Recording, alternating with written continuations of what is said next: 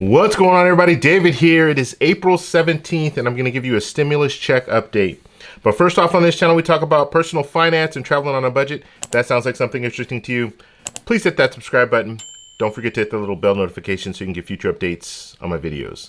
Okay, so I'm going to go through the news. I have 5 different articles that we're going to look at today, and we're just going to talk about what's going on with the stimulus checks. We're going to talk about 7-Eleven, talk about tax preparers. We're going to talk about college students. We're going to talk about a potential another stimulus check coming down the road. We're going to talk about reasons why you didn't receive your stimulus check. Okay, so let's go over to my computer. I want to show you guys all the articles that I'm looking at, and I will have a link in the description so you guys can check them out. But the first article here is talking about 5 reasons why you may not have gotten your stimulus check. This is CNN Politics. And they bring up some stuff here that we already knew, but I just want to kind of go over them again.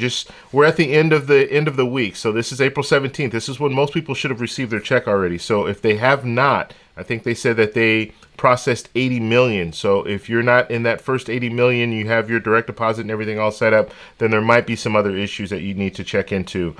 So the first thing is, and we talked about this, 2018, 2019, you have to file your taxes for either 2018 and or 2019 in order to receive a stimulus check. The other thing here, they talk about your refund went to an old bank account. So if your refund goes to an old bank account, guess what?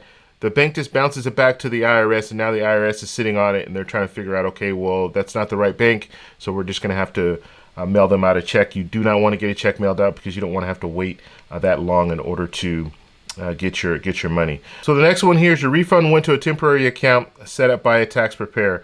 So this has been happening. So H&R Block, TurboTax, sites like that where they prepare your taxes for you and you don't pay them up front. When you get your tax return, they take whatever they charge out of that and then they send you the check. So the problem with that is the IRS doesn't have a direct contact with you. So there's no direct deposit number that they have for you. And this is a temporary direct deposit account that they have with the tax preparer. So it's not a permanent direct deposit. So what they do is all that money just goes right back to the IRS. It just gets kicked back to the IRS. And so now there are plenty of people that are talking about, hey, I didn't get my, I filed my taxes 2019. I filed it through TurboTax, but I did not receive my money. And so there are a lot of people that are upset right now, and people didn't really think about this, right? You don't really think about this when you're getting your taxes prepared. You're thinking, oh yeah, that sounds good. I don't have to pay up front. I can wait until I get my taxes and then pay whatever that amount is that the tax preparer is charging. But now you see that there's some loopholes with that, right? So if you're in that situation, you're gonna have to figure out a way, maybe go back onto the IRS portal, let them know that you filed your taxes, and then try to get a new bank routing information so they can send that out to you, hopefully by next week. There's an old saying that says cheaper is expensive, and in this situation, I think cheaper can be expensive. And basically, you are preparing your taxes, and instead of just paying it up front, you're saying, you know what, I'll wait until I get my tax refund back, and then I'll have them take their money out of it. And I'm sorry, but that's being cheap, right? Because you could just pay it up front. You're getting the money back. You might have to wait a month in order to get your money, but you want to go that route. Now you go that route, and now you're in a situation where you are right now, where now you're scrambling to try to find out how you're going to get your stimulus check. So just when it comes down to it, these tax preparers, really be careful when it comes to dealing with them. And if at all possible, make sure everything is linked directly to your bank account. And like we said, there could be some future things that happen as far as stimulus checks. And we never know. Maybe 2 years down the road, we're in the same situation where we're receiving stimulus checks again for a different situation, or maybe for the same situation. We don't know what's going on with this whole thing. So just make sure you do that. So I wanted to address that. Another thing here. You filed your paper return. So if you filed a paper return in 2019, they might not have received it yet. And if you don't have the correct information in 2018, then you might want to jump into that IRS portal. And I know the portal right now it's not the optimal place to be. I mean, you get in there and there's just a bunch of things going on, and it's very slow. And I've heard all the stories, people getting locked out for 24 hours. And I warned you guys of that, getting locked out for 24 hours. But in a lot of situations, there was nothing that you can do because the information wasn't in the system.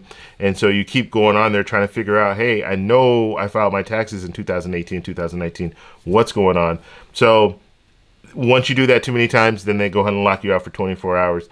So we're still dealing with this, and we're still trying to get through this when it comes to the IRS portal. So my advice to you: try to get on as early in the morning as possible, or maybe late at night, and hopefully it'll run a little smoother. But right now, yeah, there are plenty of people that are having issues with that. But once you do get in there, then you can update that information. And if you did file your taxes via paper and you mailed it out to the IRS, yes, they might not have received it yet or processed it yet. So just be aware of that. Okay, and so you aren't normally required to file a tax return. So a lot of people who aren't normally required to file tax returns, they can go to the IRS portal. Now, this side of the IRS portal should be working a little bit better. This is for non-filers. You can put your information in there, a simple tax return, and then hopefully they can mail that out to you as soon as possible. Okay, so that's CNN Politics. I will post a link in the description so you can check this exact article out. So if you want to look at the fine details, you can. Okay, the next article, 7-Eleven. 7-Eleven is stepping into the game when it comes to the stimulus checks, and they are now allowing people to get one of their cards. Now, you do have to pay for this. I'm not sure how much it is, but this Transact card, you can get the card and then you can use the bank routing information from the card in order for them to send you the money. So you can get your money sent directly to this card. All you need to do is go online and sign up for it, or go into a 7-Eleven and you can get this card. So I will post a link to this. So this is for people who are underbanked or are unbanked. They don't have a bank account at all, and they're looking for different options. They might not have Cash App or anything like that, access to that. They might not have a cell phone.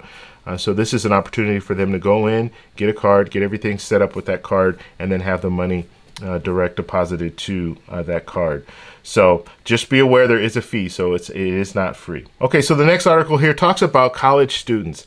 So the way that they designed this whole stimulus check, they did leave out college students. So people from age 17 to 23, 24, they kind of left them out because a lot of parents will claim them as dependents. Even if you're in college, they still claim you as dependent. In a lot of situations, you might be on your own. Like in my situation, when I went off to college, I went away, so I was staying in the dorms. I had to get financial aid for that. I had to get grants for that.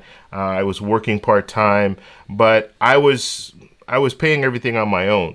I wasn't relying on my parents. So in a situation like that, you should be eligible for this check. And they're saying here they're not counting out everyone when it comes to that age group.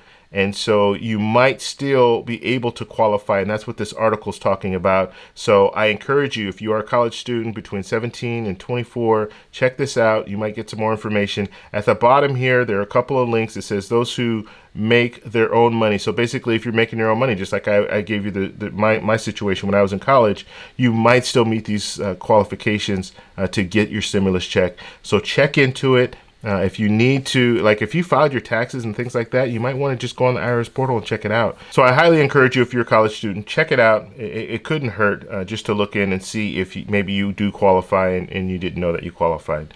All right, so last story here that we want to talk about is the second stimulus check, or the fourth stimulus package.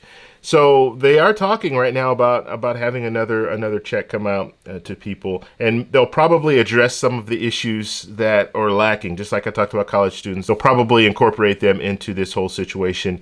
But it's very, very interesting because there are two congressmen right now who they drafted a bill. Now, understand this: when you draft a bill, that's just you coming together with some other people and saying, hey, this would be a great idea. Let's send this up the chain. Well, it has to go through committees, and then once it goes through the committees, then it will be up for the House to vote on, and then the House will send it over to the Senate, and the Senate will vote on it, and then they'll send it to the President. There's a lot of different steps that come in between. So it's not one of those things where just because this bill was adopted by these two representatives that this is what we're looking at. But basically, they're saying every American 16 and over should receive $2,000 per month, and this can go on. I think they're going to go on for 6 months and then reevaluate it at the 6-month mark, and then it can go further depending on what situation we're in.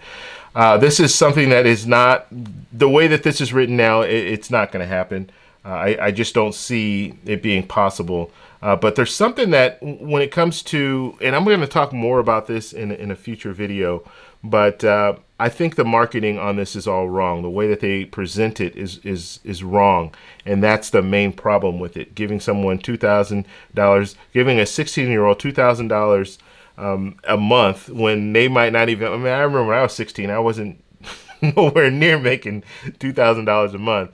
So you might be overcompensating for people who they wake up tomorrow and they have $2,000 in their bank account when it just doesn't make sense. So I think the marketing on this is all wrong, and I will talk a little bit more about how I think they should roll out things, because there's a better way to roll out things for people to really buy into it, and not this way. I don't see this being the situation. And if you're a married couple, you'll get $2,000, and then your wife gets $2,000, so that's $4,000 there, and then you get up to $1,500 for your kids. So you get up to you can claim 3 kids. So you're looking at a nice, $5,500 a month, and that would go on it could go on for 6 months, and it can go on for even longer than that. So the money just isn't right. And I think the marketing isn't right either. And if they work out these details, I think they can maybe not get you $2,000, but maybe get you a little bit less, but it'll make more sense down the road. Because I think we can all agree $1,200 is great. One shot, $1,200 is not bad.